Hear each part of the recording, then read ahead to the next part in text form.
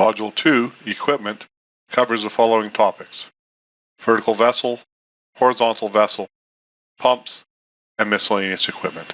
Our first topic in Module 2 is vertical vessels. Let's place a vertical vessel in our design. First, on our toolbox, we'll select the equipment module. We'll set our spec to none spec, as most equipment isn't based on the ANSI B31.3 spec. So now we have access to all of our icons. Select the shell cylinder. For the reference point, we can pick a random point on the screen or an absolute coordinate, and we'll just use 0, 0, 0 for a start point. For the distance, this is going to be the length of the shell of the vertical vessel. If we were to draw it out horizontally like this, it would be a horizontal vessel. Vertically creates a vertical shell. Put in a distance of, say, 14 feet. A shell cylinder dialog box appears, allowing us to change and set the outside diameter and the inside diameter. For the outside diameter, let's use 4 feet or 48 inches. Inside diameter, we'll use 44 inches, which will give us a 2-inch wall thickness for our vertical vessel. And on our option line, we can change the base point or just hit the Enter key to accept. And there is our shell cylinder. We can shade it just to give you an idea of what it looks like shaded, and you can actually see the thickness.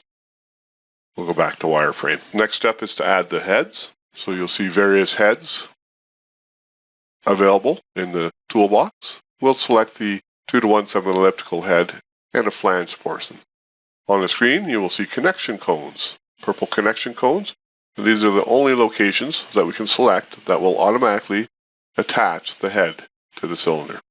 Simply select the cone. It gives us a value for the flange thickness as well as the straight flange distance. Just click OK to accept, and our head is placed. Repeat the command for the bottom head, and you'll see now just the cone at the bottom is available, as the one at the top was already used. Select the cone, and select OK. And there is our vessel. So using our view toolbar, we can take a look from the top, from the front. We can shade it just to give you an idea of what it looks like shaded, and then we can go back to an isometric. When placing components, it's usually best to set it back to wireframe, as you can see the internals. So let's add the skirt to the vessel. We have 2 skirts. We have a flared skirt or a straight skirt. We'll pick the straight skirt. We'll pick the bottom head to attach our skirt, and again a dialog box comes up. So on this one, the base thickness, we can leave it 4 inches. Overall height, we'll say is 6 feet, so 72 inches, and then the base diameter, and we'll use 60 inches or 5 feet. Click OK, and the skirt is added. Again, we can shade it quickly just to show what it would look like. And there is our vessel. Probably a good time to save our drawing. Just click Save, and now we can add some nozzles to our vessel. We can select flat-faced, raised-faced, or ring-type joint. We'll select raised-faced. Select the tool. Now it's asking to select the vessel shell, so we can pick the shell, and it actually orientates to the very bottom of the shell because I picked this end. And now we can give it a reference point from that bottom, and we can come up and give it a distance. So we'll say 8 feet. We'll come up from there. It then asks us which nozzle we'd like to place, and because we're set at none spec, it's going to show all the available types of nozzles. So we'll pick a 150 pound 6-inch nozzle. The dialog box appears showing default information about the nozzle. For now, we'll just take the defaults, and then it asks which location we want the nozzle at. And we'll just come off at the east and pick OK. Again, we can take a look at our top, our front view, and then again back to our isometric. Let's place another nozzle. This time we'll take it off the head of the vessel. We'll come off the top. Again, 150 pound, 4-inch. Again, a dialog box appears, allowing us to make some changes to the external projections to match equipment data sheets. And we can change any other information. On the top, we do have an offset. So if we want to make it a tangential connection, we can offset from the center of the vessel head a certain distance away. We'll just leave it at 0 and click OK. And the nozzle is placed. we can show you how to place one off the skirt for, say, a liquid outlet or a drain connection. We'll go in and pick our raised face nozzle. This time we'll pick the skirt. And then again, it references from the top of the skirt. So we need to reference down. So we just pull straight down, go 4 feet. Pick our nozzle. And again, we'll select the 4-inch. Ask for any changes. We could just say OK. And then we can pick our direction. If you need a different angle under the options down at the bottom here, we can select O for options. And then we can rotate. So if we wanted to rotate at 45 degrees, we can say R for rotate and say 45. And we'll rotate at 45. Rotate, we can say -90, and it brings it back 90 degrees. Or we can just rotate it to the exact south. Any angle is available. 30 degrees, 60 degree, whatever we need. Click Enter to accept, and the nozzle is placed. We can shade our model, and then we can see the nozzle off the top, off the side, and then off the bottom. Again, a good time to save the drawing. Our next topic is horizontal vessels. On our drawing, we have completed a vertical vessel. We'll just pan over. Now let's draw a horizontal vessel. Similar sequence. We'll pick our shell cylinder. For a reference point, I'll just pick a random point on the screen this time. And I'll drag off, instead of in the vertical direction for a vertical shell, we'll drag off in the horizontal, and we'll put in a distance of 18 feet. The dialog box appears to allow us to change the outside and inside diameters. This time we'll use an 8-foot, 96-inch, 90 for the inside diameter, giving us a 3-inch thick wall thickness, and click OK. Enter to accept. Again, we'll go back to wireframe, make it a little easier to see our connection cones when we put our heads in. And with this one, let's try some hemispherical heads. Pick the tool. Again, we get the cones. Pick the cone. Values show up. So it automatically picks up the information from our cylinder as far as the outside diameter and the thickness. By default, it makes it match. And it puts in the spherical head. Pick the tool again. Click OK. And there is our vessel. So let's support this vessel. We do have some base supports or saddles. So we'll click the support, we'll pick our vessel, and it orientates to the left edge because I picked closest to that edge. We give it a distance, how far do we want to go? So we'll say 3 feet or 36 inches. We can then go in and pick the type of saddle, putting in the information for it. So the offset distance we'll say is 8 inches. The thickness we'll put in, say 9 inches. Overall length, let's go 7 feet or 84 inches. Overall width, make it 102 inches. And again, our outside diameter matches the existing vessel shell, and we can just click OK. Appears on the top, we can change it, we can rotate it, or we can hit the B for base point. We can get it down to the bottom. Then we can just hit Enter, and the saddle is placed. Rather than repeating the saddle for the opposite side, we can actually just use AutoCAD's copy tool. And we can copy the saddle, and we can copy it over, say, 12 feet. And there's our horizontal vessel. Let's add some nozzles.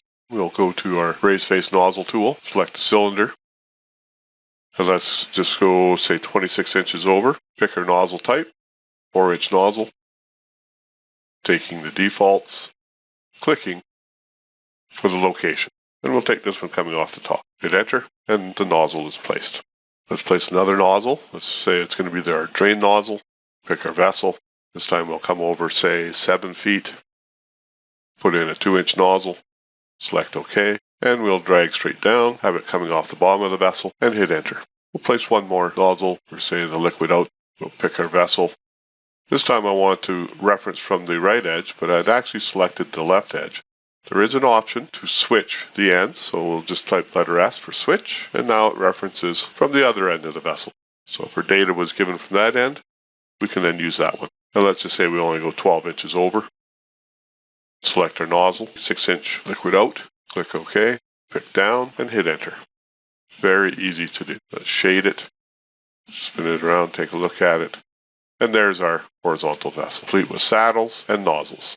Let's finish off this horizontal vessel by placing a manway on the back end of the vessel. So we'll just spin it around so we can see the back of the vessel here. Select the manway tool, pick the head. We'll just do a horizontal hinge, regular. Some values come up. For our projection, we'll use 18 inches. For the outside diameter of our manway, we'll use 30. The flange outside diameter, let's use 42. And for the flange thickness, we'll use 2 inch. And we'll say OK. The manway comes in. We can rotate it 90 degrees and hit enter. Let's take a look at it from the top view, the right side view, and finally from our isometric. So now we have completed our vertical vessel and our horizontal vessel, complete with nozzles and attachments. Let's save our drawing.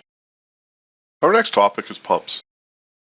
We'll look at placing a horizontal pump. Under our equipment module, under the vessels tab, there's a compressor pumps and motors tab. We'll select that, and then we can select a pump. For a connection point, we could use an absolute coordinate or just a point in space. I'll pick a direction for the pump, and then we'll just do a horizontal split pump, 3-inch pipe size.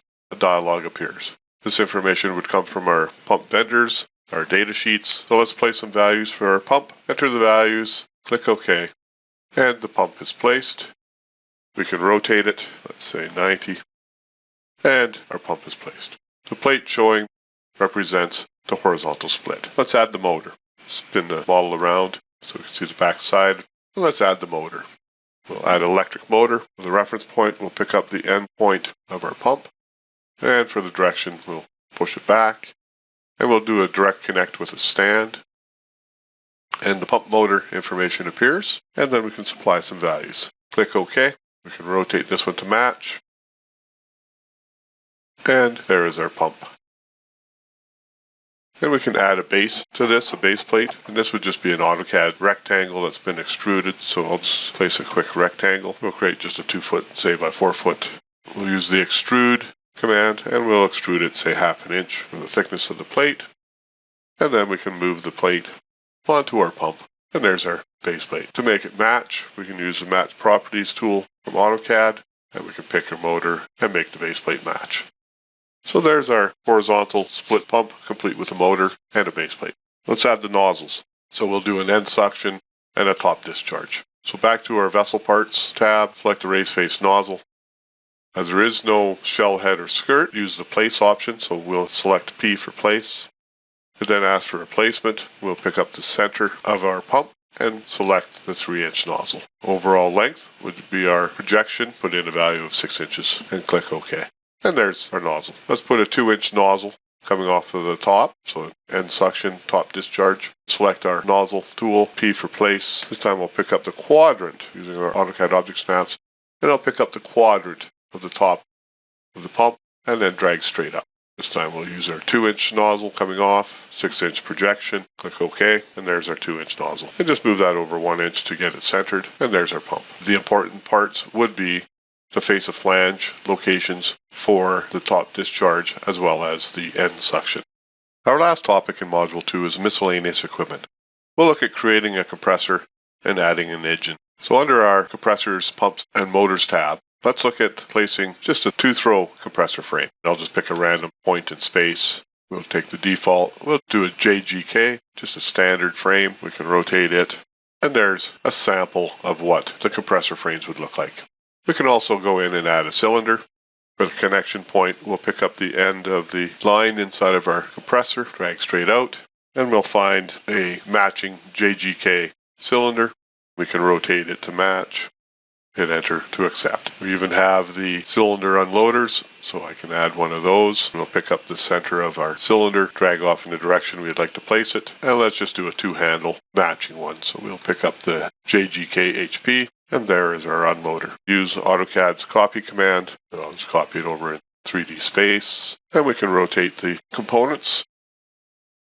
Let's go to a wireframe just so we can see our connections. And then we can move. And there is our compressor with the cylinders and unloaders. Let's add a motor to the end of the shaft. We can place Caterpillar engines or Waukesha engines. Let's pick a Waukesha. The reference point, we'll pick up the center.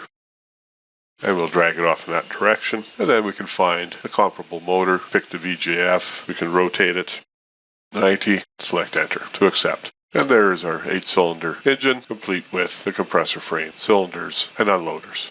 This concludes the topics covered in Module 2, Equipment. Please review Module 2, or select the next module.